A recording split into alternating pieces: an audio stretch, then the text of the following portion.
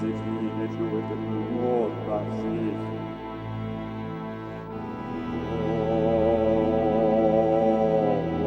Ohne Puro wird sich die Geschulte Brot was sich.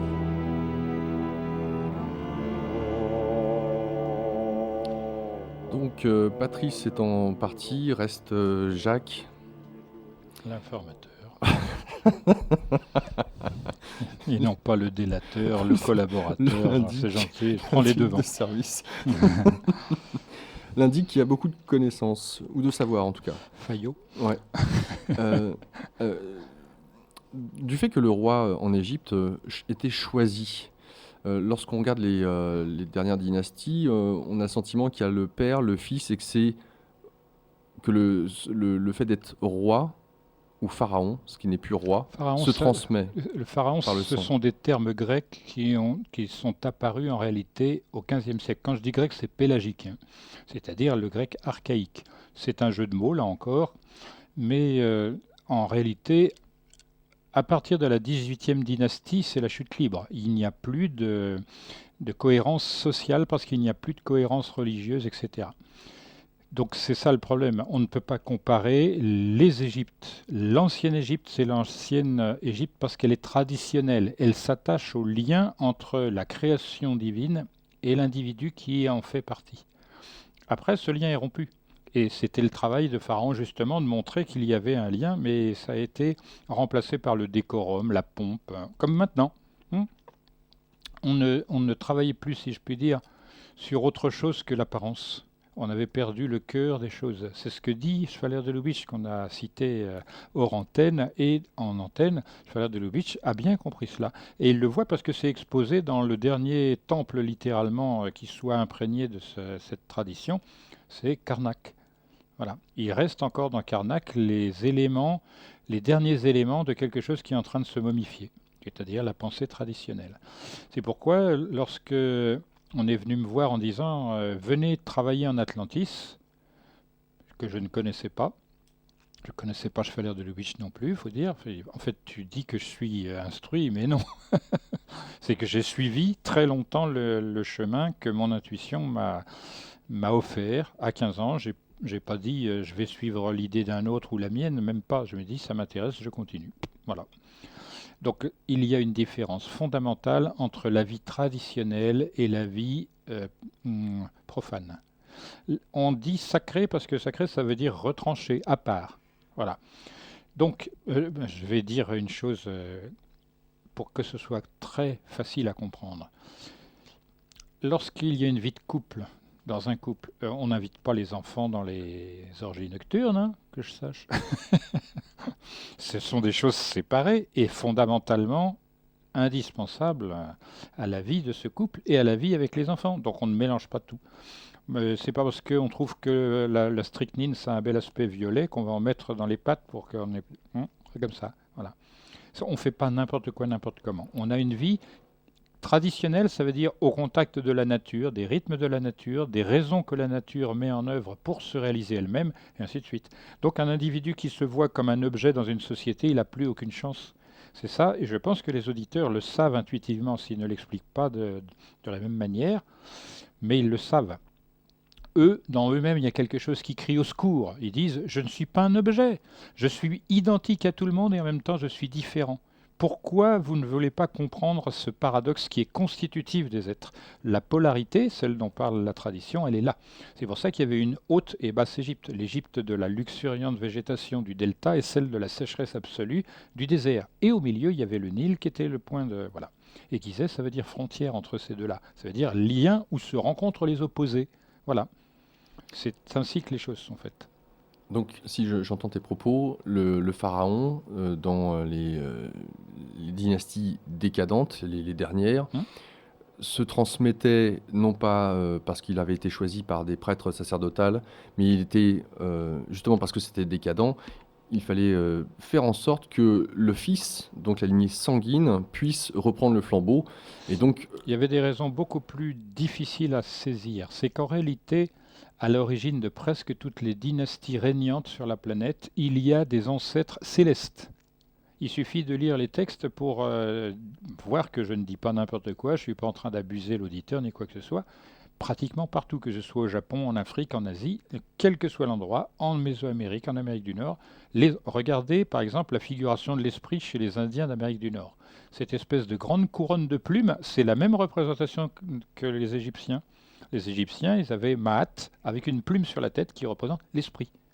Et la plume, c'est léger et c'est céleste, parce que c'est aérien, c'est l'oiseau, qui était l'emblème déjà de l'Égypte, parce que l'Égypte représentait l'esprit grâce au gypaète, qui avait 3 couleurs, les 3 couleurs qu'on trouve dans l'écriture des Égyptiens, blanc, noir, rouge, et ainsi de suite. Donc ces choses-là, qui ne sont plus comprises, parce que je dis dans mes livrets, parce que j'édite des livrets à travers l'association, le problème de l'ancienne Égypte, que tout le monde regarde, presque partout les gens cultivés et qui manifestent une curiosité pour le monde ancien, regardent l'Égypte avec attention et ils voient les réalisations des anciens Égyptiens, les réalisations matérielles, et ils ne supposent pas que derrière, il y a une spiritualité intense. Comment on fait des trucs comme ça et on ne laisse pas de signature? Ça, c'est un mystère de nos jours. Le moindre crétin veut signer n'importe quoi, une chanson où il y a 60 mots dedans et qui ne veut rien dire. Voilà. Alors, la fonction en même temps alors, soit de la Grande Pyramide ou du site de Gizeh, on a pu constater. Alors, constater qui? Je ne sais plus, tu vas certainement m'en dire davantage. Je ne sais pas si c'est aussi le cas sur les autres sites où il y a des pyramides à travers le monde, mais qu'il y a de l'eau à chaque fois en dessous. Voilà, la plupart du temps, à proximité des pyramides, il y a cette espèce de configuration générale qui fait qu'il y a une grosse masse désertique, une grosse masse de végétation et une masse d'eau. Et l'eau, n'importe qui va te dire, notamment Jean-Pierre Adam, que c'est fait pour transporter les matériaux lourds, parce qu'il y a des techniques où on immerge la pierre et qu'elle devient légère, selon le principe d'Archimède. D'accord. On a besoin du bois pour faire les bateaux, pour faire tout l'arsenal qui va servir aux constructions. D'accord. On a besoin du désert parce que c'est le réservoir de la pierre. Oui. Qu'est-ce qu'on a avancé du problème? Rien. Voilà. Le problème, c'est qu'il faut arriver à savoir si les choses sont là pour des raisons pratiques ou pour des raisons conceptuelle. Or, la Grande Pyramide le dit très clairement, elle a été implantée là pour des raisons conceptuelles. Il a fallu résoudre tous les problèmes. Or, ça, c'est une marque de ces gens-là qui ont fait cela. C'est que quel que soit l'endroit, quels que soient les problèmes, ils résolvent les problèmes avec une aisance et une perfection absolue. Ils sont fondamentalement écologistes. Et quelle que soit la chose, dans quelque matériau que ce soit, la résolution est quasi parfaite. Je donne un exemple, on n'a pas pu aller en Chine sur le territoire à proprement parler des pyramides. Il y a une centaine. Il y a plus que ça, plusieurs centaines. Ah oui. Mais il y en a une qui passe pour faire 750 mètres de long sur 650 mètres de large et 300 mètres de haut. Tiens, le sommet, c'est un double carré. C'est quand même bizarre, ça. C'est quand même bizarre, c'est la même chose que la surface de la chambre haute dans la Grande Pyramide, c'est la même géométrie, la même pensée. Donc là, on est vraiment dans le problème qui se pose réellement. Pourquoi des gens qui sont si éloignés, il y a 7500 km entre les deux sites, pourquoi ils font les mêmes choses, qu'ils représentent la même chose? On va dire, mais oui, parce que dans leur philosophie, leur religion, la montagne désigne la divinité. Ben, c'est exactement ça, sauf que c'est mal dit. En effet, la pyramide, elle pointe sur le ciel, mais elle a quand même 4 attaches au sol. Et ce qu'il faut savoir lire, c'est qu'elle a 5 angles dièdres, les 4 au sol et celui au sommet. Ça veut dire que 5, c'est la moitié du nombre. 1, 2, 3, 4, 5, 6, 7, 8, 9. Ça, hop, évacué. Pourtant, c'est ça le référent général. Parce que dans mon langage, le nombre, c'est l'invariant qu'on trouve partout. C'est ce qui permet de discuter d'une science à une autre. Si je devais discuter de physique et de chimie avec un biologiste dans l'état d'esprit des anciens bâtisseurs et non pas seulement des Égyptiens, j'utiliserais des ponts sémantiques simplement analogiques parce qu'il n'y a pas d'autre moyen. L'unité des sciences se fait par l'analogie, il n'y a rien à dire à cela. C'est le point de la sémantique. Je vais donner, pour ceux que ça intéresserait, la formulation que je donne qui permet de tout décrypter. C'est comme en musique, il y a 3 formes qui permettent de transposer. Et ces 3 formes sont toujours les mêmes. Et il faut les connaître parce que c'est l'ossature même de la langue. Et tout à l'heure, c'est Gigi qui a parlé avec moi de linguistique. Et Gigi disait, oui, mais c'est compliqué. Ben non, en réalité, si on suit le chemin dans le sens inverse, on va vers l'extrême simplicité, le principe. On trouve dans Confucius cette phrase étonnante: ne recherche que deux choses, les principes et les méthodes. Et à la fin de l'ouvrage, hein, tout le monde ou presque le connaît qui a lu la philosophie chinoise, c'est un formaliste quand même, eh bien, il dit, en résumé, recherche le principe, les méthodes et le principe des méthodes. Et c'est lui qui a raison, c'est le principe des méthodes qu'il faut rechercher dans tous les domaines. Le principe de la méthode de construction de la Grande Pyramide est-il appliqué ici à tel endroit, à tel et pour quelle raison, et on procède par séparation. Ça n'est pas possible, on vire, il reste que ce qui est possible. Voilà ce qui me permet, moi, d'aller assez vite et assez sûrement. C'est pas, comment dire, à mon avis, il n'y a pas besoin de faire Polytechnique pour avoir une méthode aussi simple. Voilà. Je pense que tout le monde fait comme ça. Comment on fait pour sélectionner, par exemple, chez les poussins, ceux qui vont faire des œufs, ceux qui ne vont pas faire? Quelqu'un qui connaît ça, qui regarde, qui met voilà. C'est pas une intelligence, c'est un savoir-faire. C'est quelque chose qui naît de la confrontation permanente avec le réel. Ce qui est d'autant plus curieux, c'est ce que dit Platon. Il dit, Platon, la science dont je parle, ça n'est pas une science qui s'apprend de manière linéaire, mais au contact répété avec elle-même. C'est exactement ce que je fais, tous les jours un petit peu, enfin quand je peux, hein, parce que je n'ai pas que ça à faire, hélas. Il faut que je gagne ma vie, on est dans des situations difficiles à cause de la situation centrale, je ne vais pas en parler, je ne veux pas réveiller, comment dire. Et donc, si je n'avais que cela à faire, si par exemple, sait-on jamais, quelqu'un, un mécène disait, bon, je vais encourager ce type, je vais faire paraître ses bouquins, je vais lui donner les moyens d'aller sur place, etc. Peut-être qu'on accélérerait le mouvement et qu'on serait, voilà. Bill Gates fait un effort. Oui. Tu peux sauver l'humanité, tu as déjà fait un pont, comme ton nom l'indique, entre le futur et le présent, grâce à l'informatique. Ça, moi, je trouve admirable ça. L'informatique, c'est un outil extraordinaire, c'est un prolongement de la cervelle. Encore ne faut-il pas s'en servir que dans le monde de l'armée et tout ça, hein. Ou du monde pire que l'armée, le monde bancaire. Tiens, je vais dire un mot là-dessus. Dans ma terminologie, on a fait des guerres chaudes, les deux grandes guerres mondiales, et il y a une grande guerre mondiale qui est faite depuis la Première Guerre mondiale. Ce que j'appelle, moi, c'est pas la guerre froide comme après la Deuxième Guerre mondiale, mais la guerre tiède. C'est une guerre économique qui ne dit pas son nom, qui est aussi fourbe, aussi dévastatrice. Voilà, j'ai terminé. C'est une pyramide là aussi. Il y a des gens qui dirigent et les autres qui exécutent. Tu mentionnais tout à l'heure que, en fonction du temps qu'il nous reste avant ce blackout, euh, que les élites en question, je mets entre guillemets, de toute façon, quoi qu'ils essayent de faire, ce n'est pas la solution.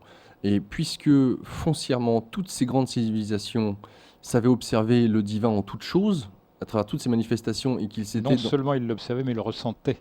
Oui. Il le ressentait. La communion avec la nature, c'est la première chose à vivre. Et je suis persuadé qu'il y a beaucoup d'êtres sur la Terre qui ont vécu ça. Moi, j'ai des souvenirs extraordinaires de ma jeunesse, parce que c'est plus rare dans l'état adulte, où je me sentais de manière indicible partie de la nature, et je vivais comme dans un rêve. C'est-à-dire, je ressentais un temps autre. Le temps ne s'écoulait plus. J'avais une intensité de vie que je retrouverais que rarement. Voilà. Je l'ai retrouvé avec mon mariage, quelques heures, et j'en étais très content parce que j'étais plus sur Terre, j'étais je ne sais pas où, dans quel monde, mais j'étais profondément heureux et paisible. Alors c'est peut-être ce que disait tout à l'heure Sarah, cette espèce de paix, pourquoi tout le monde ne pourrait pas la trouver sous la presse que justement les élites nous font vivre? C'est difficile parce qu'il faut s'apaiser par d'autres moyens qui ne sont pas donnés, qui ne sont pas indiqués, qui sont oubliés plus exactement. L'intérêt d'une civilisation traditionnelle, c'est que dès lors qu'on ferait la réintroduction de principes traditionnels, ça reviendrait de soi-même, puisque le principe, justement, il est là, être en communion avec. Regardez, très facilement perceptible, nous, on essaye d'assujettir la nature, mais elle va se défendre, et là, ça va être la catastrophe. Il se passe les mêmes choses, par exemple, je m'amuse bien, il y a très longtemps que je parle, moi, d'une usine de mort américaine, mais enfin, quand on dit américain, de nos jours, ça n'a pas grand sens. C'est une usine qui produit des semences qui sont destinées à survivre à toutes les maladies. Mais pour cela, il faut les acheter, il faut perdre le contact avec la terre d'origine et tout ce bazar. On a compris de qui il s'agit, hein? On va faire de la publicité, oui, non? Oui, Monsanto. Voilà, c'est autres. ça. Eh bien, le problème qui s'est posé, c'est qu'ils ont trouvé quelque chose qu'ils n'ont absolument pas prévu, nulle part dans leurs équations, etc. Une plante qui non seulement résiste à cela, mais combat cela. L'amarante. quel beau nom, hein. Elle a un rire ironique, c'est une marrante, hein. Il n'y a pas de problème. Et là, c'est la nature qui se défend à sa manière. Il y a d'autres méthodologies, mais je dis très clairement, il faut savoir aussi cette chose que les anciens savaient, il y a une âme du monde. Patrice, qui a vécu en Égypte avec moi un certain temps, il sait que ça marche, on peut communiquer avec cette âme du monde. La première source de la sagesse, c'est celle-là. L'intuition guide vers le contact avec l'âme du monde qui après instruit la personne. Elle l'instruit tellement bien qu'au bout d'un moment, le lien est tellement fidèle que c'est l'âme du monde qui parle à travers l'individu. C'est à ce moment-là, on dit, mais ce type, c'est un prophète. Non, ce type-là, c'est un canal. Il y en a qui ont appelé ça un canal, un médium, etc. Il faut éviter comment dire, le faux. Il y a du vrai. Et le vrai, on l'entend au fond du cœur. C'est pas la tête qui perçoit. C'est qu'il y a quelque chose qui dit, ça, c'est vrai. Et on ne peut pas le contrefaire, ce vrai-là. La personne qui parle et qui dit le vrai, elle ne peut pas parler pour elle-même. Elle ne peut pas parler d'elle-même. Ça n'a aucun sens. Elle parle parce qu'elle est partie de la totalité, elle est partie prenante du destin humain, et sa responsabilité est pleine et entière comme n'importe quel être. Or, l'élite oublie cela. L'élite qui pense qu'elle est au-dessus de la masse, elle va se rétamer comme la masse. On va rire parce qu'on le sait très bien, l'histoire le montre. Quand il y a des choses comme ça, c'est pas une élite qui reprend, c'est seulement les gens qui ont pu conserver le savoir traditionnel. Voilà. C'est pour ça que dans ma nouvelle Atlantide, je reprends ce que dit Francis Bacon, et beaucoup l'ont dit. Pourquoi étudier le passé? Ça, c'est Isaac Newton qui dit ça. Parce que c'est le moment le plus près de la création. Pourquoi étudier les langues anciennes? Parce que ces langues sont au plus près de la pensée traditionnelle et ancienne. Ces langues-là véhiculent encore la pensée des anciens. C'est pour ça que ça a un intérêt de se préoccuper du passé. Ce que je remarque du point de vue social, c'est qu'un enfant qui n'a pas eu contact avec ses grands-parents, il n'a pas de lien avec le passé. Et il est désorienté, il ne sait pas qu'il a un avant, que les gens vivaient comme ça, ils avaient ces sentiments-là. Il est totalement à côté de la plaque. Alors, en cassant la famille et son suivi justement de génération en génération, on fait des accidents dont on n'a même pas conscience. Voilà. Les déracinés ici et là, ils mènent leur déracinement jusque dans leurs manifestations culturelles, sociales, et ils sont capables d'empester les autres comme ça. Malheureusement, parce que rien n'est fait pour accueillir l'autre. Là, on parle de racisme, on parle d'anti-machin, de pro-truc, on est dans le délire complet. Là. Il y a la chose minima, le respect qui voudrait... Je vais parler pour les francs-maçons. Là. Il y a 2 colonnes maçonniques, il y a le respect et la confiance. Ça, la vie sociale sans ça, ça ne marche pas. Dès que ça s'enlève, on est obligé de faire appel à la police et à la justice. Mais ça ne fonctionne pas mieux, parce que là, l'expression de la force sans justice, ça n'a pas de sens, et l'expression de la justice sans la force, ça n'a pas de sens. Ce que je dis est vrai. On ne peut pas raisonner contre ce que je viens de dire. C'est le b.a.-ba, mais ça a été oublié. Et bien ça, c'était... Saint Louis l'a fait. Il a dit, il faudra tuer les gens qui tuent les autres, parce que on a la responsabilité en tant que souverain d'appliquer l'ordre. Pourquoi? Parce que l'ordre, c'est la marque divine. Petit rappel aux physiciens, on étudie la lumière, on étudie le temps.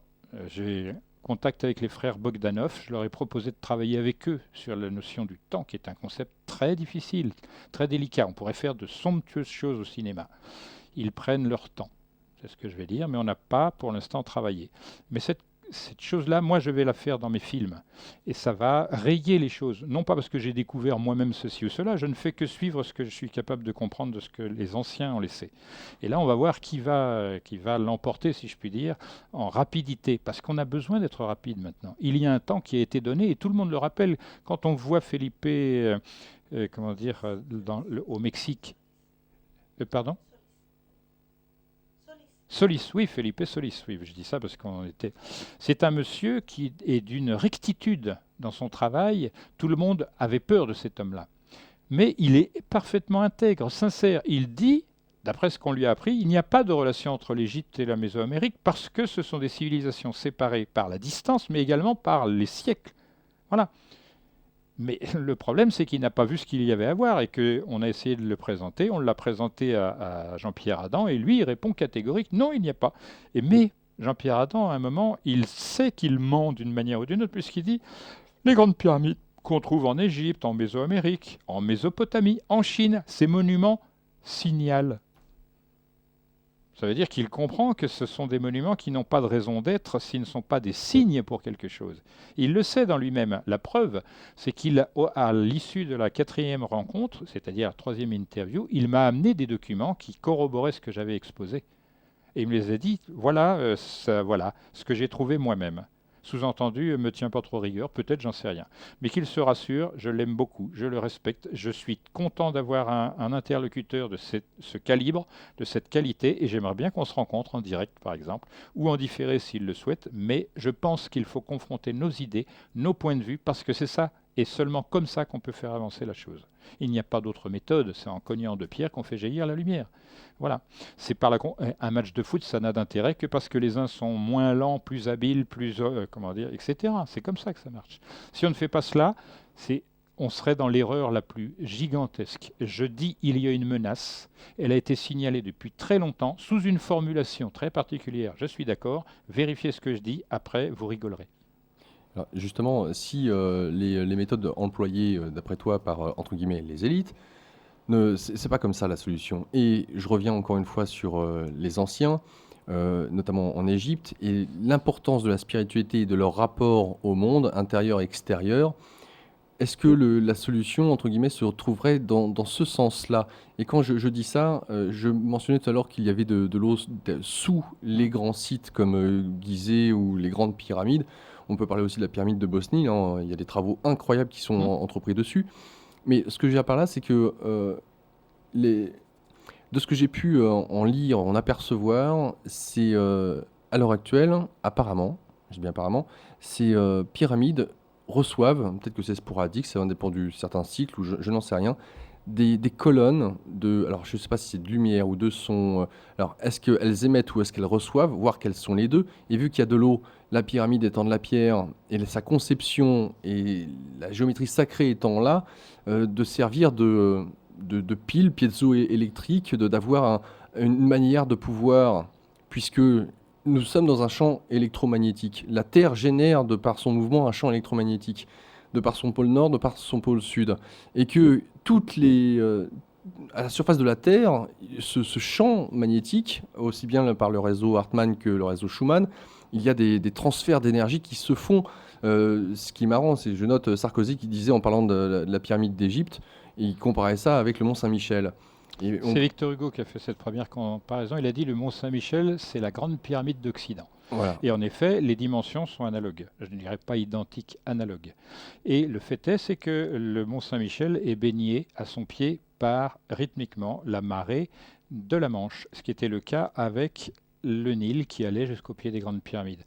Que l'on considère cette géométrie du point de vue sacré, c'est une erreur. C'est purement technique parce que il faut comprendre ce que je dis. La vie du sacré et la vie spirituelle, c'est la compréhension de la nature, qu'elle se manifeste à l'extérieur ou à l'intérieur de nous. Chez nous, il faut comprendre nos propres motivations.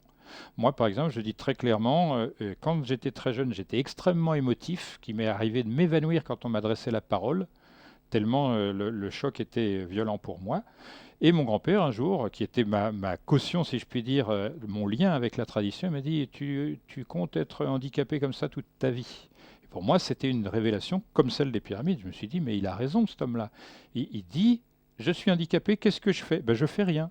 Et il m'a dit tiens, je vais t'expliquer, si tu veux parler comme tout le monde, il faut d'abord que tu prennes syllabe par syllabe. Quand tu dis manger, tu dis manger. Tu donnes du muscle. Et après, de plus en plus vite, et tu n'auras pas l'idée de manger. Voilà, j'étais comme ça, voilà, extrêmement perturbé. Donc, c'est cette prise de conscience déjà qui fait la différence. Mais j'ai beaucoup qu'en penser, puisque maintenant je donne des conférences, j'écris, etc. Je fais des concerts également. Bon, sans rentrer dans les détails, c'est cette prise de conscience. Or, c'est ce que j'essaye de faire avec ce film. Il y a énormément de gens qui attendent ça. Parce que ça, c'est une authentique révélation. Elle met en ordre tout ce qui était en désordre. On avait senti du vrai chez Charroux, chez Daniken, chez Bergier, d'où des gens comme ça, mais on n'avait pas vu la cohérence d'ensemble. Maintenant, on la possède, on peut l'avoir chez soi, il suffit d'aller sur Internet.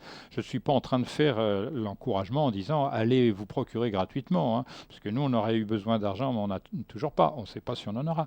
Ça permettrait d'engendrer la suite. Ce que je veux dire, c'est que maintenant, la vérité est à tout le monde. À ce sujet, je voulais dire, puisque Top Secret, c'est un magazine qui est relativement underground, comment dire, m'accueille dans ses pages, je crois, en octobre ou décembre, pour 2 articles de quelques dizaines de pages. Donc j'exposerai ce qui est plutôt difficile et pas trop limpide dans le film, à ma manière, écrite. Je donnerai des éléments d'assise, et j'en profite pour remercier l'animateur de Sucker. c'est ça, voilà, c'est ça, parce qu'il faut être courageux quand même. Voilà, il avait, comment dire, une zone égyptologique occupée jusqu'à présent par Antoine, voilà. Donc, et maintenant, ça va être quelqu'un d'autre qui va expliquer d'autres choses. Et ce qu'il faut voir dans ce film, c'est une introduction à la perspective d'ensemble. À savoir, on est confronté à cette question: a-t-on, oui ou non, été précédé par plus intelligent, plus fortiche, qui aurait disparu dans un cataclysme? Alors là, je dis laissez tomber. Si on a fait ça, c'est que c'est capable de franchir les étapes. Sinon, à quoi ça sert? C'est ce qu'on dit dans la dernière phrase du film, qui a été virée de la version anglaise, évidemment. Pourtant, c'est l'une des plus importantes.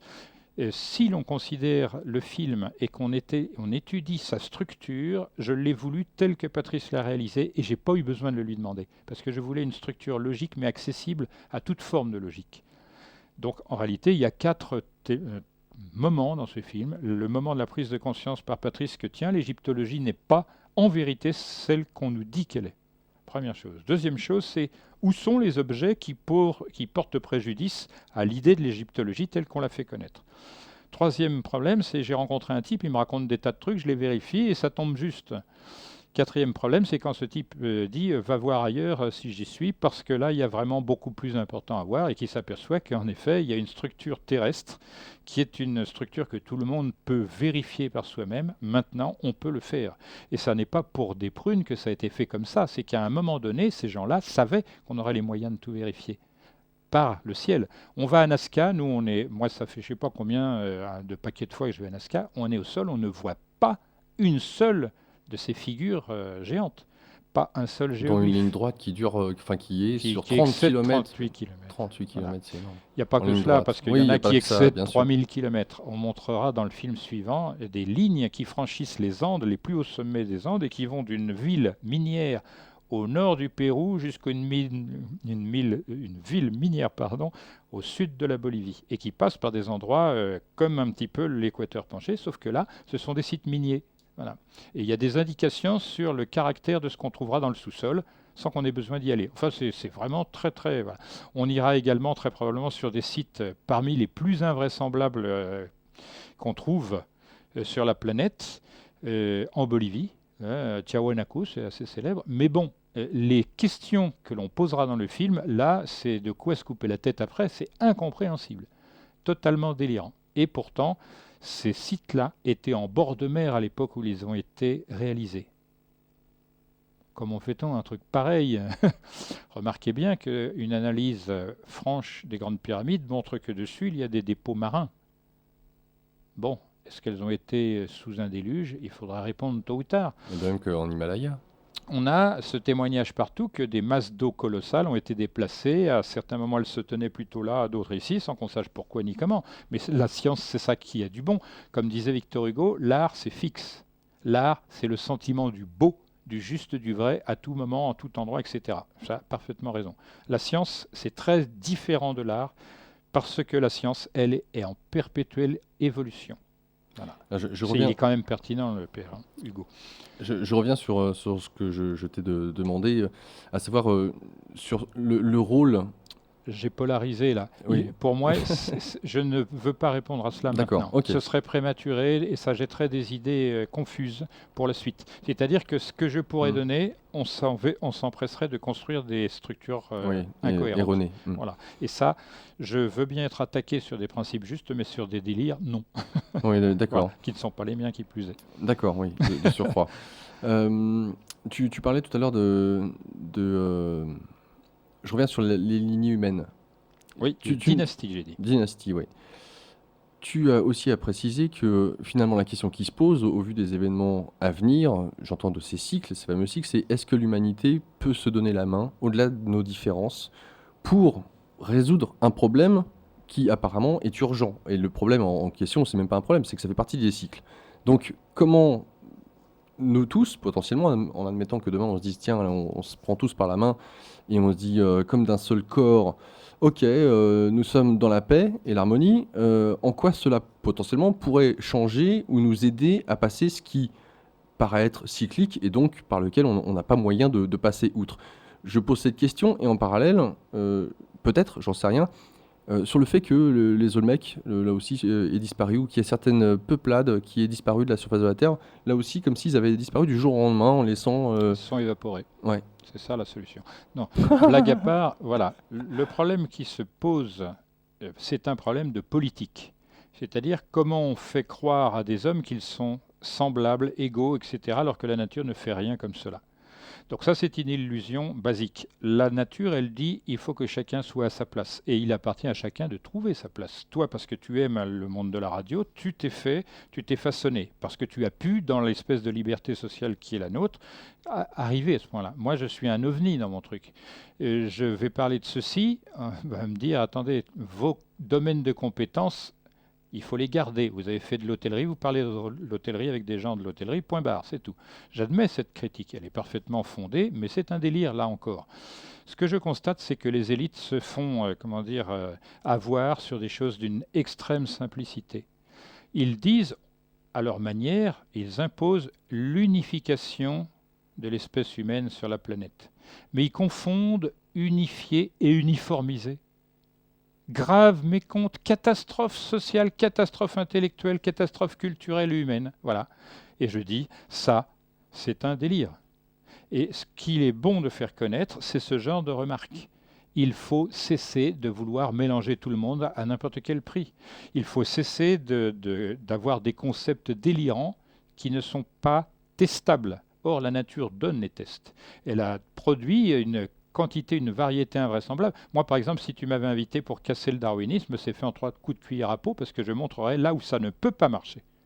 Je dirais, résolvez ce problème, on continue la discussion. Mais il y a impossible. Il y a des choses qui sont radicalement impossibles. Donc il faut arrêter de dire le darwinisme, c'est autre chose qu'une idéologie. Ça n'est même pas une théorie, ça ne tient pas debout. Il n'y a rien. Que ce soit créationniste, darwiniste, ça ne tient pas. On laisse tomber, on attend quand on sera moins obscur là-dedans. Voilà. En fait, c'est parce qu'il y a des forces qu'on ne veut pas considérer et qui sont pourtant d'une... Je vais donner un exemple là. Bref, j'espère qu'il y en a qui sont réveillés. Et tu vas voir qu'il y a une intelligence du monde en action et qu'on ne voit pas et qu'on ne considère pas. Et pourtant, un enfant de 7 ans va comprendre ce que je vais dire.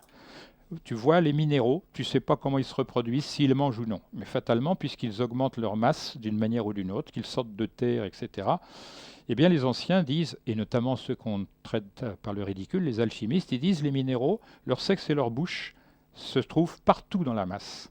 Ce sont des masses radiantes, c'est-à-dire ça rayonne. Quelqu'un qui connaît la radiothérapie minérale, il sait ça par l'expérience. Mais le minéralogiste, lui, s'en tape, parce que ce n'est pas son domaine de travail. Mais la réalité, c'est qu'en effet, le sexe et la bouche des minéraux est partout dans la masse, et ça se reproduit par contact, par l'eau notamment. Peu importe. Après, on voit la plante, c'est-à-dire on passe du monde minéral au monde végétal. La plante, elle mange par en bas et son sexe est en haut, puisque la fleur, c'est son sexe. Quand on mange, nous, de la vanille, c'est le sexe de la vanille, du vanillé. Donc, on voit qu'on est passé d'un monde étoilé, radiant, à un monde longiligne, qui est l'indice chez les anciens d'une action. Tout ce qui est quelque chose en forme de boule, ça produit. La tête, ça produit de la pensée, l'estomac, ça produit de la vie. Les bouboules des messieurs, etc. Bon, je ne vais pas rentrer dans le scabreux, c'est simplement pour rire un petit peu, parce que je te vois fatigué. Et Non, mais ce qui est dynamique, c'est le bras, voilà, c'est long. Mais on regarde la paume de la main, c'est un cercle où pratiquement tu coupes le bras. Je ne vais pas le faire. Hein. Tu vois un cercle. Pour eux, les formes de base sont les indicatrices des fonctions. Ils disent une étoile, c'est une boule, donc ça produit, pas de problème. Un rayon, une onde, c'est quelque chose qui amène une information, donc c'est actif. Ça, c'est leur manière de voir. Je continue. On passe à la plante. La plante, elle mange par en bas, elle se reproduit par le haut. On passe à l'insecte ou à l'animal. Hop là.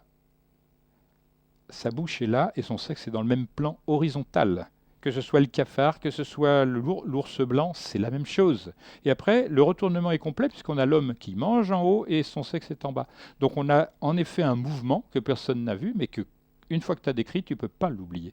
C'est ça la chose. Or ça, c'est la marque d'une intelligence qui est totalement étrangère à l'homme, à la nature telle qu'on l'aperçoit. C'est un mouvement dont tu prends conscience dès lors que tu n'as pas ton esprit occupé par n'importe quelle chose de l'université, le bouquin de trucs et machin. Et c'est ça le contact vrai et religieux avec la nature. C'est ça. C'est dès lors que tu es tellement rempli de la nature que tu la vois telle qu'elle est. Et pas avec la théorie de machin, de trucs. Maintenant, les étudiants, ils ont des théories à apprendre en quantité, mais la manière de voir le vrai, ils ne l'ont pas. Et ça, le monde paysan, il avait ça. C'est pourquoi le monde paysan a produit des merveilles. On doit au monde paysan de manger tous les jours quand même, et des choses variées. Regarde le travail. Le pain, c'est une merveille. Le vin, c'est une merveille. Le fromage, c'est une merveille. Mais tout le monde se fiche de la gueule des Français dans le monde entier, parce qu'on le voit avec un béret, qui lui n'est pas une merveille, mais du pain, du vin et du fromage, ouf, j'ai échappé à la publicité gratuite, c'est quand même merveilleux. Voilà, donc ces choses-là, il faut les considérer telles qu'elles sont, des merveilles de simplicité, d'ingéniosité et de civilisation. Tu vires le vin, le pain, le fromage, c'est le désert. C'est comme la musique, ça sert à rien, mais qu'est-ce que ça fait du bien? Voilà. Et la musique, c'est quoi? C'est 12 notes. Hop, et tu fais ce que tu veux avec, et si le résultat plaît, tu es dans le monde musical. S'il plaît pas, poubelle. T'as pas le choix, c'est la loi. Voilà. Rythme ternaire, rythme binaire, rythme déhanché, voilà. Nous, par exemple, quand on fait de la musique, on fait du 5-8, c'est-à-dire une cadence très subtile. Et on ne trouve ces cadences-là que dans la musique andine d'arriéré. Culturellement, on va te dire, attendez, les paysans dans les Andes, ça, ils savent rien. Voilà. Mais ils te font quand même de la musique super fine, très très polie et très expressive. Et ces gens-là, avec la musique, ils ont une relation que personne presque à part eux n'a avec la nature. Il ne faut pas oublier qu'ils sont sur l'altiplano, c'est-à-dire entre 2300 et 3300 mètres, et que là, quand tu souffles dans des flûtes de pan rythmiquement, eh ben, ta tête, elle prend de l'oxygène et elle est dans les deux mondes. Voilà, c'est ça. Il y a des tas de trucs comme ça qu'on ne voit pas. Un ethnologue ne voit pas ça. Il parle des gens sans connaître l'effet de la musique. S'il connaissait ça, il dirait « Je comprends pourquoi ces gens se tuent la santé à faire ça, parce que c'est une ivresse rythmée et musicale. Et là, on est vraiment dans le monde des dieux. Il n'y a rien à faire. Tu n'as pas besoin de te calmer, ça se vient tout seul. » Voilà. Donc ces choses-là, il faut apprendre à les voir. Et pour cela, il faut revenir vers ce qui nous fait le plus défaut dans l'époque moderne. Et là, c'est pour répondre pleinement à ta question. Comment faire? Il faut prendre comme référence la nature et elle seule. Les délires humains, on a assez vu ce que cela donne. On est capable de s'auto-détruire, que ce soit bactériologiquement, chimiquement et militairement. Voilà. Oui, mais est-ce que cela ne demande pas d'observer la nature, donc déjà d'avoir ce fameux temps que notre société... Non, pardonne-moi. Je vais revenir sur la définition. Si tu ne te modifies pas toi-même d'abord, tu ne pourras jamais modifier la société. Nous sommes d'accord. Je pense que toutes les sagesses du monde ont déjà énoncé cette chose-là. Elle est oubliée parce qu'elle est masquée par de la fausse culture. Le problème est celui-là, la fausse culture. C'est-à-dire la culture médiatique permanente. Un jour succède à l'autre, mais il est différent. Ah bon? Tu respires pas de la même manière mercredi que mardi? Ton sang ne circule... Ben, c'est ça la vraie culture. C'est de quoi est-on constitué? Pourquoi ça fonctionne bien? Et c'est pareil. On se nourrit spirituellement, culturellement, de la même manière qu'on se nourrit corporellement. Il y a des choses qui sont insupportables spirituellement. Et regarde le combat entre les religions. Qu'est-ce que c'est que ce délire? On n'est pas tous semblables. Et n'a-t-on pas, nous, et c'est une forme de la réponse, on n'est pas tous plus ressemblants que différents? Cela, puisque tu l'expliques, c'est une chose, mais s'il y a urgence, je ne vais pas, entre guillemets, apprendre... C'est plus la politique, c'est la méthodologie. D'accord. Alors, la méthodologie... La méthodologie, juste elle pour existe. finir ma question, Jacques. Ce que je veux te dire, c'est que s'il y a urgence, la méthodologie, on parle peut-être de réincarnation ou pas, mais que cette connaissance de soi pour connaître l'univers et les dieux, cela demande alors, soit du temps, soit une méthodologie hyper rapide. C'est la méthodologie qui permet d'assurer l'action et de la rendre brève. Si tu as une bonne méthode d'apprentissage d'une langue, si tu la transposes dans une autre langue et que ça marche, tu te dis c'est un bon processus, je vais le garder. On juge une méthodologie selon l'efficacité et la sécurité qu'elle apporte. Tout à fait. ces choses-là, elles existent. Il y a, par exemple, dans le gouvernement français, des cellules spécialement élaborées, des cellules de réflexion et d'action spécialement élaborées. Moi, à 13 ans, j'étais, chef d'équipe de secouriste à 13 ans. Tu vois la responsabilité, avec des pompiers et des médecins même sous mes ordres, c'est te dire maintenant ça a beaucoup changé. C'est d'abord le médecin, ensuite le pompier. C'est un délire ça, mais peu importe. Parce que la notion d'ordre comme ça, intuitif, tout le monde ne l'a pas. On peut faire 10 ans d'études et être un redoutable massacreur de cadavres, et parce que la médecine, c'est quelque chose qui est spontané. C'est comme le dessin et la musique. On le possède ou on ne le possède pas. Tout le monde ne possède pas ces choses-là. Bon, peu importe. Ce que je veux dire, c'est que la méthode, c'est ce qui nous reste quand toute autre chose a été épuisée. Je vais prendre les méthodes de pêche. Elles n'ont jamais été améliorées. Jamais. Absolument pas. On ne peut pas faire autre chose que suivre la manière dont se comporte le poisson. Les menaces, elles sont pareilles, elles ont un comportement spécifique. Quand tu es à côté d'un volcan, tu vas redouter les coulées, machin, la projection de machin, les gaz, le machin, le truc, le tremblement de terre. Tout ça, c'est déjà mis en petite boîte et on sait. Mais ce qu'on ne sait pas, c'est quand et quelle intensité. Donc, c'est l'amplitude, le De moment. la menace et le moment. Voilà, c'est ça. Donc ces choses-là, on peut les réfléchir. Maintenant, j'ai dit, attention, il y a une menace. J'ai donné le caractère d'amplitude et j'ai dit, il y a des méthodes. Il faut que vous les cherchiez chacun pour soi, dans son pays, dans son contexte social. Mais j'ai déjà élaboré le sauvetage. Mais je ne le donnerai que si ça en vaut la peine. Parce que ce que je ne veux pas, c'est qu'on dise « ouais, c'est n'importe quoi » et qu'on n'explique pas pourquoi c'est n'importe quoi. Tous les cornichons qui s'expriment sur Internet qui disent « c'est n'importe quoi », il faut arrêter cela et dire en quoi c'est n'importe quoi. Là, c'est être authentique, c'est être honnête, c'est être culturellement digne d'attention. Sinon, voilà. Moi, j'adore recevoir ces gens-là parce que quelquefois, ils m'attaquent alors que je n'ai pas été autrement que courtois et je réponds, moi, à la tronçonneuse. Pas de problème, je découpe dans le vif, on passe au suivant parce qu'on ne va pas perdre du temps avec ce genre d'individu qui ne veut pas comprendre. Rien n'est pire que quelqu'un qui veut être sourd, qui veut être aveugle. On ne va pas discuter là-dessus. C'est clair. Il veut parler et il échange des idées, des informations, il fait des comparaisons, pas de problème. Mais s'il est déloyal, j'ai appris à l'être aussi, c'est-à-dire je me sers de son arme et on voit qui. Donc moi, mon propos, c'est de faire plusieurs films. J'ai pensé, grâce à Vesna, ma femme, que j'avais juste le temps de faire les films utiles, nécessaires, pour que ça suscite une unification, mais avec toutes les disparités du peuple humain, toutes les disparités complémentaires, parce qu'en réalité, regardez le comportement des Japonais. Fukushima, voilà. Ce sont des gens qui ont gardé un calme, une sérénité, une dignité extraordinaire. Ils ne se plaignent pas. Ils ne se donnent pas en exemple. Ils ne se victimisent pas. C'est comme s'ils étaient résignés, mais ils ne le sont même pas. C'est des gens qui sont, pour moi, dans ce type de situation, le modèle humain à prendre en considération. Voilà comment devrait être l'humain. C'est des gens qui reçoivent des leçons de démocratie des États-Unis qui leur ont fichu quand même 2 bombes atomiques sur la figure. Comme tout le reste de la planète, on prend des leçons de démocratie de gens qui ont anéanti la race des peaux-rouges, qui ont anéanti les bisons et qui se prennent des ouragans sur la figure parce qu'ils ont anéanti les arbres de leur continent. C'est ça le problème. Et pourquoi? Parce que ces gens-là ont un pouvoir économique qu'ils imposent comme étant la règle. Et depuis quand la vérité se trouve-t-elle dans le pouvoir économique? Elle n'a jamais été là. Elle ne peut pas. Ce qui est la vérité, c'est ce qui nourrit le cœur des hommes. Aux États-Unis, certes, il y a la richesse, mais elle est gardée par quelques-uns. Or, ce que tu disais pour la pyramide, c'est ça le problème. On a beaucoup de pouvoir, non parce qu'on est un personnage instruit et responsable, mais parce qu'on a beaucoup d'argent. Voilà. Et est-ce qu'on peut raisonnablement ne pas rire de cette stupidité profonde et ne pas combattre éventuellement? Voilà. Je pense que le meilleur combat qu'on puisse avoir, parce que tout autant ils peuvent paraître mes ennemis, mais je les respecte. Eux, ils sont libres de ne pas me respecter. Mais il faut se rappeler quand même qu'il y a des gens qui n'ont pas été respectés, qui ont fait leur vie en sacrifice et qui 2000 ans après, ça marche encore leur affaire. Ils sont même pas là. On peut même pas vérifier. Il y en a qui parlent de Dieu, ils sont quasiment 3 milliards et demi. Ils l'ont jamais vu. Mais quand on parle d'OVNI, ah non. La science a dit que ça n'existe pas. Dieu non plus d'ailleurs. Voilà.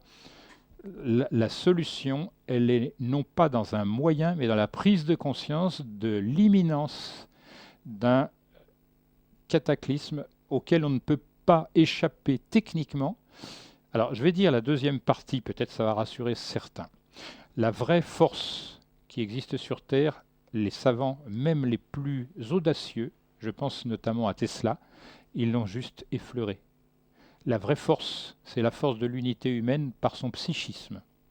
Parce que, ce que j'ai dit tout à l'heure, la pierre, la plante, l'animal et l'homme, ce retournement, c'est une force psychique dans la nature qui l'a fait. C'est rien d'autre, c'est l'âme du monde, pour prendre la manière dont les anciens l'appelaient. Et cette âme du monde, elle est dynamique et elle perçoit les lois divines. Et elle les adapte, et c'est cette lame du monde qu'on appelait le démiurge chez les anciens. Le démiurge, c'est la personne morale de notre part d'univers qui a fait la Terre telle qu'elle est. Et on voit que ça marche bien, parce que c'est une splendide planète, extraordinaire de beauté, d'efficience, etc., qu'on la piétine dès lors qu'on se croit plus que le voisin. Donc ça, ce problème, il va être vite réglé. Les idées qui vont être infusées dans les films les uns après les autres vont suffire à elles-mêmes. Par exemple, on débat actuellement, je vais prendre un débat stupide, on dit, voilà, le mariage des homosexuels, est-ce qu'ils peuvent adopter les enfants? Moi, je ne sache pas que le mariage des homosexuels, ça fasse une famille. Or, la famille, c'est là, c'est le nid où l'enfant a besoin de naître pour être équilibré par la nature. Donc, si on veut que les homosexuels adoptent des enfants, il convient encore qu'ils fassent de leur famille une famille véritable, c'est-à-dire qu'ils produisent pour les enfants qu'ils auraient, adoptés ou produits eux-mêmes, les modèles utiles pour ces enfants. J'ai tout à l'heure dit les enfants qui n'ont pas eu de grands-parents, ils n'ont pas de modèle de ce qu'est le passé, la manière dont leurs grands-parents ont vécu les choses. On sait qu'il y a une accointance assez étroite entre les grands-parents et les petits-enfants. Généralement, ça soulage les parents et les enfants, les petits-enfants et les grands-parents se connaissent mieux intuitivement parce que cette chose-là, l'adulte, il est obligé d'avoir l'autorité et le pouvoir. Et c'est là que le bas blesse. Les grands-parents, ils n'ont que l'autorité. Et ça passe tout seul. Et quand on verra que ces choses-là sont vraies et qu'elles sont fonctionnelles et qu'il n'y a pas besoin de faire des leçons là-dessus 36 heures, ça va rentrer dans les mœurs. Voilà. On pourrait discuter encore 8 jours là-dessus. Ça, moi, je ne me fais que l'écho de la sagesse traditionnelle. Je ne suis pas détenteur, mais ma difficulté, c'est compte tenu de la situation qu'on vit dans ce film à cause de certaines personnes, au singulier, hein, je fais de la littérature, il est difficile d'envisager d'aider mon prochain comme je pourrais le faire si j'étais libéré de cela. Si je n'avais pas de soucis pour gagner ma vie et assurer une vie décente à ma famille, je pourrais aller beaucoup plus vite, beaucoup plus loin, et à coup sûr, ça rassurerait beaucoup de monde et ça unifierait de soi-même. Non pas parce que je suis prophète machin ou le religieux truc bidule, non. Ce que je veux dire, j'ai des propositions à vous faire que j'ai héritées, moi, par hasard, hein. Et je les mets à votre disposition, non pas pour que vous en fassiez un usage aveugle, mais pour que vous testiez ce qui est dit et voir si c'est conforme à vos aspirations. Et je sais par expérience que la plupart du temps, c'est conforme aux aspirations. Et que les gens qui ne sont pas d'accord, c'est pas moi qui suis de travers ou ce qui est dit par moi, c'est leur comportement. Et c'est à cela que je les repère facilement. Je ne me casse pas trop la tête, mais je les laisse là où ils sont. Si la chose a été faite comme ça, je vais prendre d'autres exemples plus tordus. La circoncision, c'est quelque chose qui était pratiqué en Égypte 3000 ans avant notre ère. C'est passé chez les Hébreux, etc. Qu'on la pratique pour des raisons religieuses, ça ne me fait aucun souci. Qu'on la pratique pour des raisons médicales, ça ne me fait aucun souci. Mais que ce soit une obligation, médicale qui travestirait une volonté religieuse, c'est stupide. Voilà. Bon, je ne veux pas discuter de ces choses. Aujourd'hui, il y a une fête musulmane très importante. Je ne pense pas que le sacrifice de 300 ou 400 000 moutons va améliorer la vie spirituelle des personnes. Je ne leur retire pas ce droit. Je dis que c'est un massacre parce que le mouton, c'est une créature divine. Et que le fait de sacrifier un mouton pour le manger, c'est une forme en quelque sorte perdue d'un message ancien. C'est que le mouton, il représentait ce que représente l'arbre dans une forêt, c'est-à-dire le moyen de vivre. Pourquoi? Parce que les Arabes, ils vivaient de leur relation avec les moutons, ils les mangeaient, ils exploitaient leur laine, leur lait, etc. Ils vivaient grâce à eux. Donc ils mangent ce qui les fait vivre. C'est comme le soleil qui va nous manger parce qu'il y a une échéance. C'est cet ordre-là de choses que j'aimerais bien qu'elles se répandent de nouveau. C'est pourquoi j'ai fait cette association, la Nouvelle Atlantide. Voilà.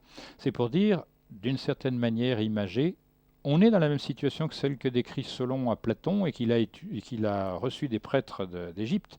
Les prêtres d'Égypte, ils ont dit à Solon, mais vous les Grecs, vous êtes tout récents, vous n'avez pas d'ancienneté, vous n'avez pas connu les âges anciens, vous ne savez pas que vous avez des cataclysmes qui vont vous tomber sur la figure. À chaque fois que vous en avez un, vous recommencez à zéro. C'est ce qu'on appelle le mythe de Sisyphe. On recommence toujours la même chose. Or, le problème qui se pose, c'est que actuellement, la plus grave des menaces n'est pas une menace économique, politique, c'est un mensonge que personne ne voit. On trafique l'histoire. Or, si on trafique l'histoire, on intervient directement dans les racines humaines, celles qu'on ne voit pas mais qui nous supportent en tant qu'entité terrestre. Voilà. Et c'est pourquoi des tas de gens sont rassurés par ce film. Je les comprends. Ils se disent, ce que j'avais senti, c'est cohérent. Bien sûr, puisqu'ils perçoivent des tas de choses, ils perçoivent qu'il y a une cohérence d'ensemble, mais ils ne savent pas où c'est. C'est normal, parce que ça, c'est la définition de l'art. Tu prends la Joconde, tu dis, que c'est que ce truc? Mais il faut savoir, c'est la première peinture à l'huile sur bois, et que le sourire est indéfinissable. Tu prends, je te dis très clairement, prends un stylo et écris ce qu'est ce sourire. Et là, tu verras à quel point c'est difficile de transposer d'un art dans l'autre. Ça, c'est la force de Léonard de 26, comme on disait avec Patrice tout à l'heure. Pour blaguer, Léonard de 26, parce que 26, c'est le nombre de Dieu dans le tétragramme. Et c'est divin ce qu'il dit. C'est pourquoi il montre toujours le ciel dans ses peintures, pratiquement. Donc ça, c'est un homme qui a transmis l'hermétisme à sa manière. En réalité, quand on dit Mona Lisa, il dit monos lithos, la pierre unique, parce que c'est la pierre dont parle le Christ, sur laquelle tout le monde achoppe, etc. Enfin bon, c'est une forme pyramidale, c'est une pierre. La pyramide, si on la retourne, c'est la pierre de fête, la pierre qui permet de mettre tout en équilibre. C'est des choses comme ça qui sont le langage des anciens. Je reviens à ce que je disais. Le fait est, c'est que dans ces films, je vais instiller petit à petit, comme je l'ai fait pour le premier, des éléments qui assuraient aux anciens l'équilibre de leur civilisation, quoi qu'il se passe. Et la chose la plus inconnue des historiens, c'est que, à force de tripoter l'histoire, elle perd de la cohérence d'un individu à l'autre. Vous demandez à un Français quelles sont les dynasties qui se sont succédées en France, il n'y en a même pas 1 sur 100 qui le saura. Et pourtant, on a en moyenne 12 à 13 ans d'études obligatoires. Pourquoi il y a quelque chose qui ne va pas là-dedans. L'instruction n'est pas faite. Et je vais vous dire pourquoi ça n'est pas fait. À une époque, l'instruction publique existait. Mais maintenant, c'est l'éducation nationale. On remplace l'instruction, qui est à dire quelque chose qu'on met dans quelque chose, par un contenant, l'éducation. Mais l'éducation, c'est le travail des familles. Si on retire aux familles la responsabilité de l'éducation, il ne faut pas s'étonner qu'on ait des voyous partout, des gens qui ne sont pas sociablement intégrables. On n'a pas une intégration, on a une désintégration de structures qui existaient à cause de cela. Donc il faut bien être clair. Les mots instruction publique sont tellement supérieurs à l'éducation nationale qu'un jour ou l'autre, il va falloir y revenir. Parce que quand on dit que national, ça veut dire que les étrangers ne sont pas inclus. Il suffit d'entrer dans une école pour savoir que certaines, c'est 80% d'étrangers. Il faut bien qu'on instruise toutes les personnes que l'on reçoit sur les territoires et que pour cela, il y a des méthodes à observer. Ce n'est pas faire des grands discours qui va résoudre le problème. C'est pas ça. C'est pas passer à la télé ou faire des phrases qui sonnent bien. Le problème est douloureux. Voilà. Parce qu'il y a des gamins qui, eux, ont des facilités pour apprendre, mais comme on veut que tout le monde soit semblable, toi, tu seras raboté, etc. Et toi, tu seras élevé alors que tu es dans le fin fond. Donc ça, c'est une erreur sémantique profonde que personne n'observe, que personne ne met en évidence. Et pour ça, on vit dans cette espèce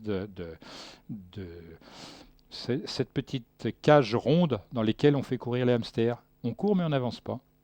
Donc pour toi, la solution, et ça sera certainement, il nous reste quelques minutes, pour toi, la solution serait dans cette cohérence de l'humanité à se trouver une. Un langage commun, un langage fondé sur la nature, puisque c'est notre berceau et notre modèle. Il ne faut pas aller chercher loin. La langue des anciens, elle est fondée sur des éléments qui nous relient à la nature exclusivement. C'est pourquoi on voit dans les hiéroglyphes des oiseaux, des machins, c'est pour dire, attention, le langage, c'est le lien avec la nature. Ça, les Égyptiens l'ont gardé, ils ne sont pas les seuls. Mais en Chine, par exemple, ce qu'on appelle la glyptique chinoise, elle est décalée parce qu'elle n'est pas l'originelle. Mais lorsqu'on lit les anciens cryptogrammes chinois, c'est presque de l'égyptien ancien. Et il y a même un général, le général Frey, qui a édité assez frais, justement, un opuscule de 80 pages où il dit l'écriture des Anamites anciens et l'écriture des Égyptiens anciens. Il faudrait tenir compte de cela, au minimum. On pose des problèmes, on les oublie. Ça, c'est typique en France. Mais si on prend les mythes fondateurs et qu'on parle par exemple de Babylone de cette langue unique que l'humanité parlait et que... Le babillage, Ouais, la langue des enfants, c'est-à-dire pourquoi c'est important de le dire tel que... Ils ont appelé ça la langue des enfants, ça veut dire les premiers-nés de la Terre. Parce qu'il y a eu une civilisation antérieure qui était déjà vieille, etc. Donc ce langage-là, le premier-né, qu'est-ce qu'il fait? Il s'approprie ce qu'il voit, ce qu'il perçoit, ce qu'il ressent, etc. Et ce langage, c'est fait comme ça. Je donne un bref exemple, on a 5 minutes. à peine. Voilà. Dans la langue hébraïque, la lettre Beth, ça signifie l'enceinte, le lieu, le foyer, etc. Mais ça désigne en français et en gréco-latin la même chose, puisque la lettre B, elle montre les seins gonflés de la femme et le ventre gonflé par la grossesse de la femme. Donc, quand on dit une enceinte, c'est aussi bien une femme enceinte qui va générer qu'un lieu où on vit et où on fait des enfants. Donc c'est ça le sens dont je parle. On a tout cet ordre de choses littéralement dans chaque lettre. Et ça, on peut le retrouver dans nos langues ordinaires parce que ceux qui ont créé ces langues-là l'ont voulu ainsi, avec une intelligence extraordinaire. Si je vous dis, je suis capable de démontrer que les constantes pi et phi sont dans notre alphabet structurellement, eh ben je le démontrerai dans un film, tranquillement. Et sans aucun doute possible. On ne peut pas douter de la chose, parce que ça se réduit à des choses que tout le monde peut faire. Voilà. Et ça n'est pas que cela, s'il y avait que cela. On a la même chose dans les styles musicaux et tout ça. L'accord des 12 tons, en fait c'est des notes, on devrait dire, parce qu'il y a 6 tons, et les notes, on se retrouve ça dans les couleurs, on retrouve ça dans le zodiaque, tout ça est coordonné. J'ai fait des articles où je montre qu'il y a une coordination entre les métaux, les couleurs, les planètes, etc. Et qu'ils avaient raison, les anciens, de dire telle planète vaut pour tel métal, Saturne pour le plomb, l'étain pour Jupiter, etc. Je le démontre factuellement avec la table de Mendeleïev dont se servent les physiciens et les chimistes. Voilà, point barre, il n'y a pas à discuter. Je le ferai quand on sera habitué à ma manière de parler. Jacques, Et de me taire. je rappelle je rappelle le titre de ce film, de ce premier opus, si on peut dire, La Révélation des pyramides. Donc, film réalisé par Patrice Poyard, qui était avec nous il y a encore de cela 1 heure et demie. Et Jacques, donc l'informateur, et puis nous montrer ce chemin. Oui, il s'agit vraiment d'un cheminement, nous amener à ressentir, aussi bien qu'à réfléchir, puisque là, pour le coup, les faits sont là. Donc je vous invite tous à taper ce titre de ce film sur Internet, La Révélation des pyramides. Regardez, recevez, cherchez. Voilà ce que vous Et invite. vous trouverez. Voilà ce que vous invite ce film. Jacques, un grand merci encore une fois pour avoir passé 7 heures d'émission avec nous, pour avoir répondu aux questions des auditeurs. Et voilà, j'ai même pas eu l'occasion de proposer aux auditeurs de réintervenir à nouveau. Qu'ils nous pardonnent. Voilà, je pense qu'il y avait suffisamment à Il y avait de la digérer. matière. Oui. Oui, tout à fait. Oui, et puis de toute façon, on ne peut pas répondre à tout parce qu'il y a vraiment trop de matière là-dedans. Vous avez vu, je suis parti dans tous les secteurs sur lesquels on m'a questionné. Certains ont profité même de mes digressions pour placer leurs questions dans un domaine particulier. Ça, je le ferai volontiers. Et je le ferai d'autant plus que tôt ou tard, on fera un site qui nous est interdit pour l'instant.